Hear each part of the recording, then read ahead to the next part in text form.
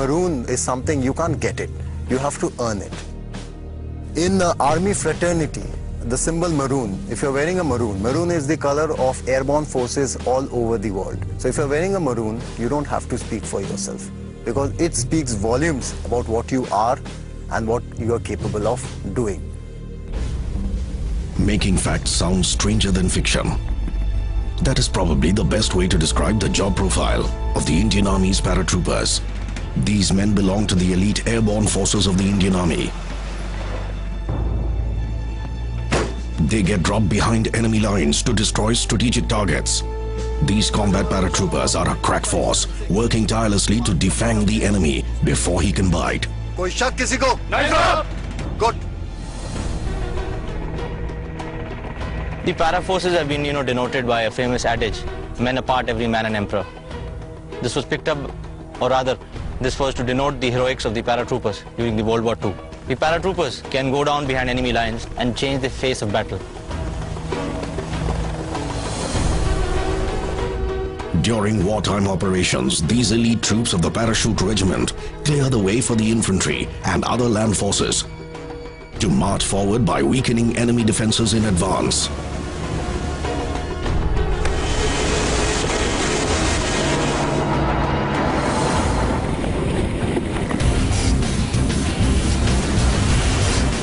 These paratroopers can operate at any time of the day or night.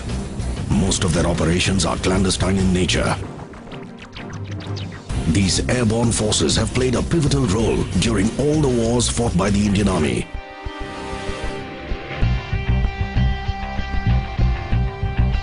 During Operation Vijay in Kargil in 1999, the paratroopers were instrumental in clearing the Mushko Valley and Batalik sector by getting rid of the foreign infiltrators. In addition to combat roles, the airborne forces are engaged in a variety of tasks, including combat, search and rescue operations, counter-insurgency actions, sabotaging enemies' communication systems, and responding to emergencies that include terror threats from armed insurgents and cross-border terrorists.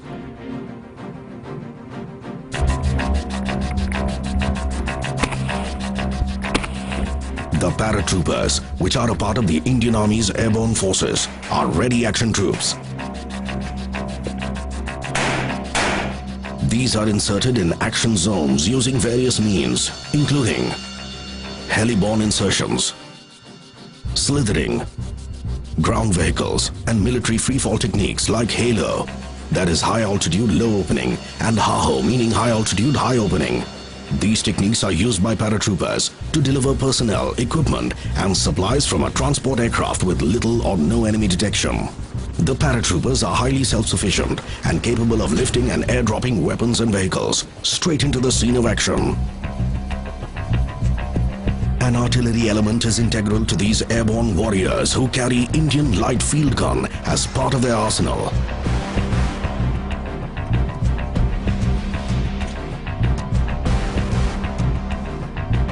Within minutes of being airdropped, the paratroopers quickly place the gun in firing position.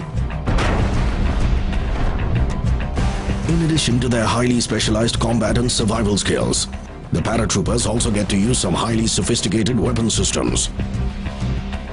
Armed with advanced GPS-based navigation equipment, including GPS watches, radio and satellite communication sets, the Indian Army paratroopers count amongst some of the best airborne forces in the world.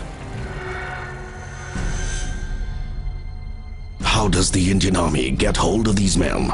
Men who know no fear, men who can attack with the stealth of a cheetah, and men who take pride in living under the shadow of death 24/7. Paratroopers, both men and officers, are elite and special. And they've got to be very physically and mentally tough.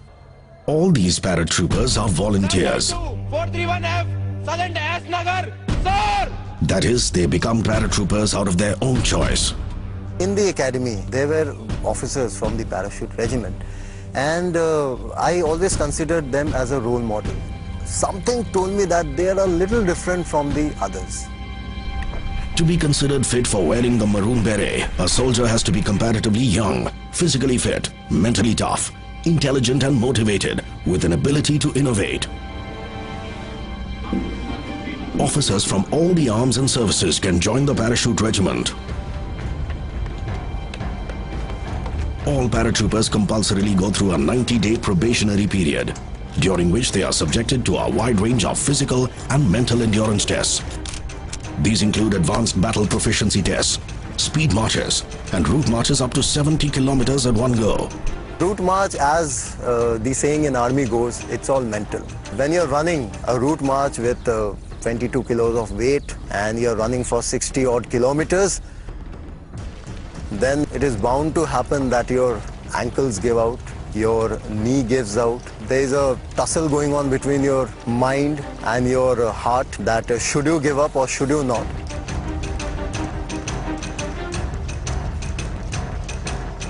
And that is where I would say your temperament to carry on in spite of all odds come into play. A person just by his sheer physical strength cannot run 60 to 70 kilometers with such a weight.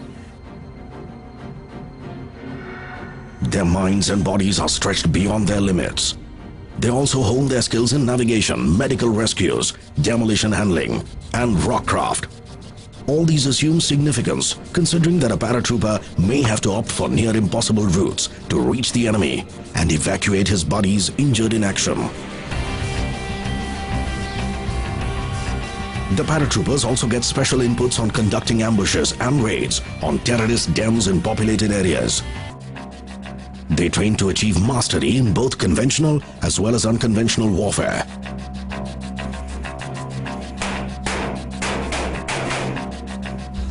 Not everyone manages to clear the probation period. The average rejection rate hovers between 70% and 80%. The ones who fail to impress their instructors are repatriated to their parent units. Only those found up to the mark are sent for special para-training. These men also go through highly specialized training modules at various other army institutions in India. The Indian Air Force's Paratroopers Training School, or PTS, in Agra, in North India, is one such institution. Here they attend a 28-day para-basic course where they get to learn the art of slithering and para-jumping in a variety of conditions. They also attend a compact free-fall course with and without oxygen systems. Those who develop cold feet at the 11th hour are declared unfit for becoming a paratrooper and are sent back to their parent units.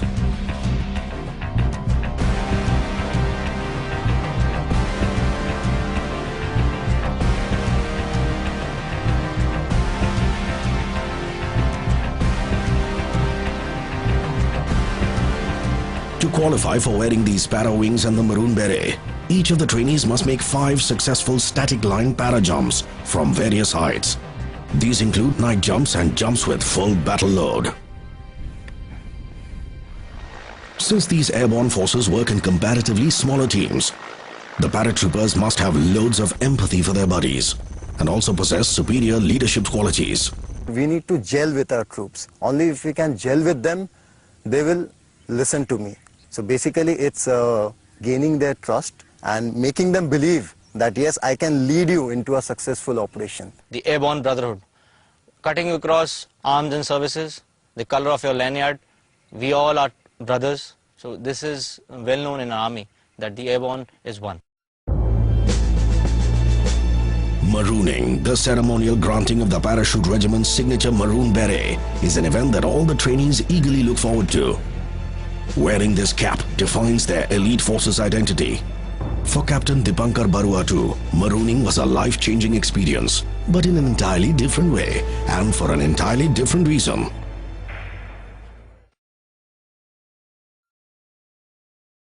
Initially when they told me that I didn't make it, I was very disappointed.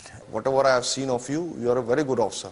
Okay, you have performed quite okay in your probation. But after speaking to people, I think there is some shortcoming, you didn't gel with the team. So it doesn't matter. Look after yourself, take care. Now you go back to your parent battalion. So take care and wish you all the best for your career ahead in the army. When Captain Shiv Shankar was taking me out and maybe I was to board the gypsy and go to the railway station, this feeling was going on inside me that am I not capable enough? Superiors do play such pranks from time to time. After all, shocks and surprises are integral to a paratrooper's life. Captain Aswal came and told me that I didn't clear my mess bill. And what about your mess bill? Have you cleared it?